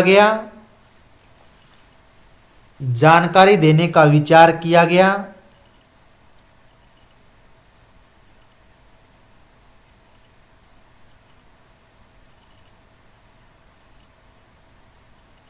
जिससे प्रारंभ से ही बालक को छोटे परिवार का महत्व समझाया गया। इन जो पाठ्यक्रम जनसंख्या शिक्षा का जोड़ा गया था और उस समय बच्चे को यही समझाया गया था कि छोटा परिवार। 5 नंबर हेडिंग डाली, मुफ्त इलाज। सरकार द्वारा यह भी विचार किया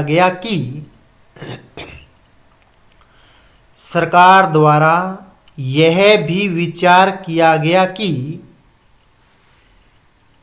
यदि किसी व्यक्ति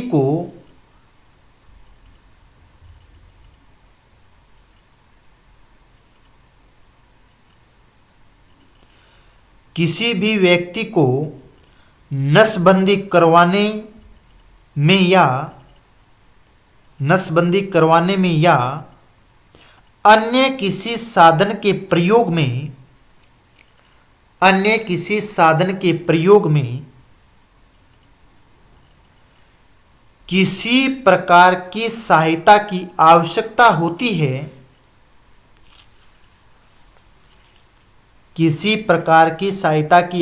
होती है तो उसे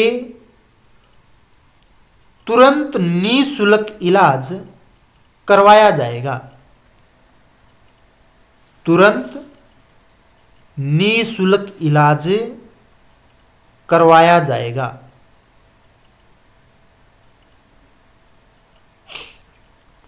6 नंबर, विवाह की आयु। विवाह की आयु, इसमें लिखिए, जनसंख्या नीति के अनुसार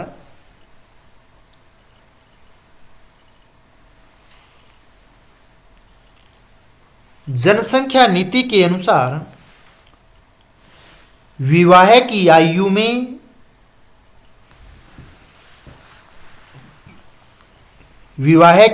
में परिवर्तन कर दिया गया है विवाह की आयु में परिवर्तन कर दिया गया है। लड़कियों के लिए 18 वर्ष तथा लड़कों के लिए 21 वर्ष। लड़कों के लिए 21 वर्ष। इससे कम आयु में विवाह करना दंडनीय अपराध माना गया है। दंडनीय अपराध माना गया है।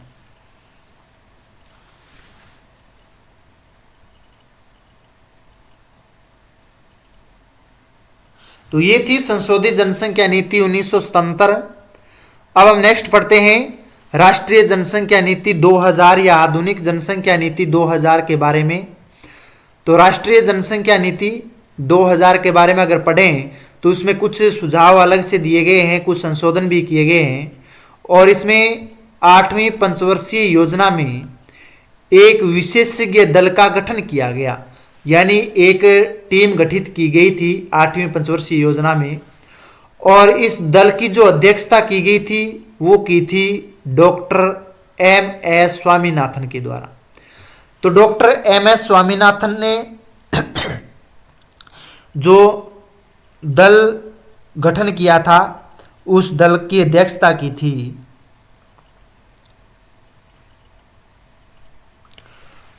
और इस दल ने 1994 में रिपोर्ट प्रस्तुत की थी। यानी ये जो दल बनाया गया था जिसके अध्यक्ष डॉक्टर M.S. स्वामीनाथन थे और उन्होंने 1994 में अपनी रिपोर्ट है वो प्रस्तुत की थी।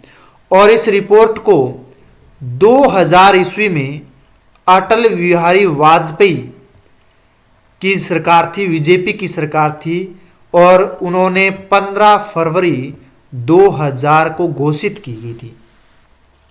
तो 15 फरवरी 2000 को ये राष्ट्रीय जनसंख्या नीति 2000 है वो लागू की गई थी। अटल बिहारी वाजपेयी जी की सरकार थी, बीजेपी की सरकार थी उस समय।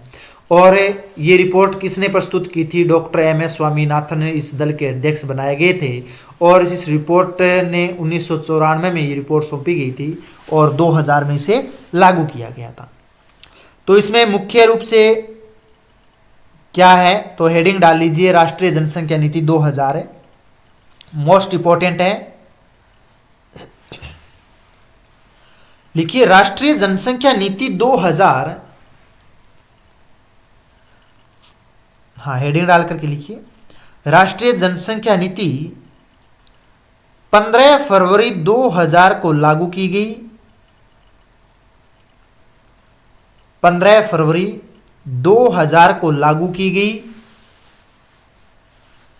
इसका दीर्घकालीन लक्ष्य यानी लंबे समय के लिए, इसका दीर्घकालीन लक्ष्य 1945 तक स्थिर जनसंख्या प्राप्त करना है। 1945 तक स्थिर जनसंख्या प्राप्त करना है।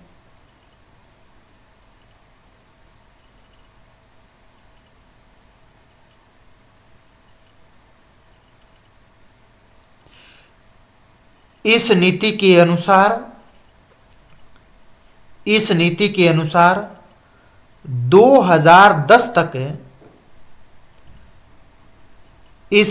अनुसार 2010 तक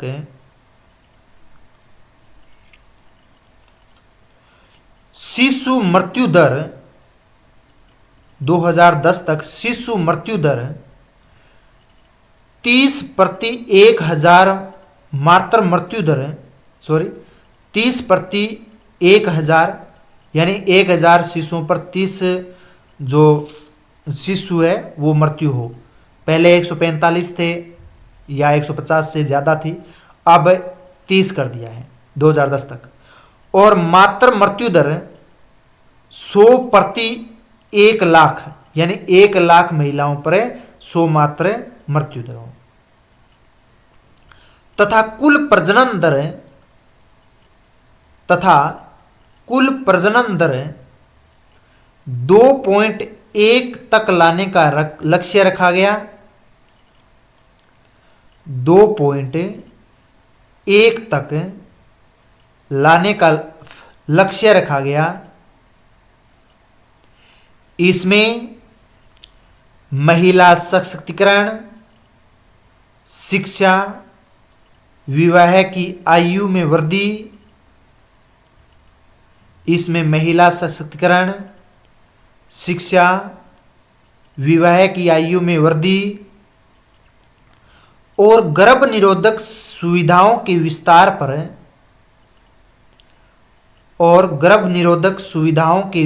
पर विशेष बल दिया गया। यह नीति नियंत्रण के बजाय मानव विकास और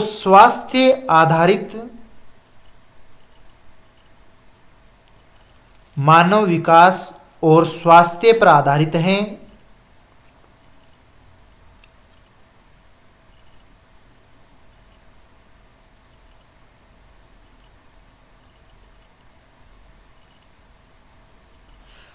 जनसंख्या वृद्धि के नियंत्रण के लिए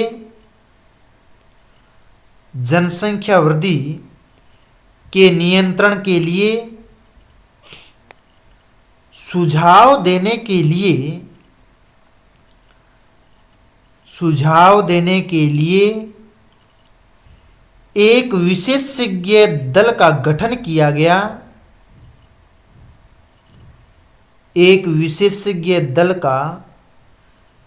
किया गया।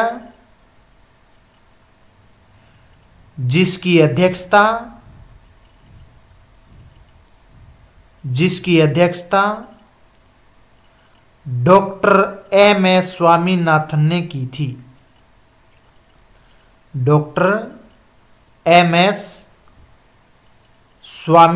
ने की थी। इस दल ने 1994 में अपनी रिपोर्ट प्रस्तुत की।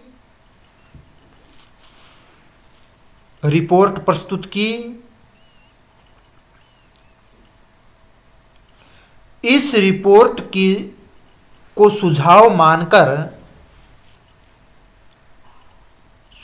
मानकर 15 फरवरी 2000 ईस्वी में अटल बिहारी वाजपेयी सरकार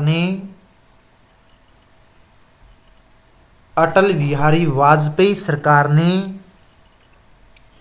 इस जनसंख्या नीति की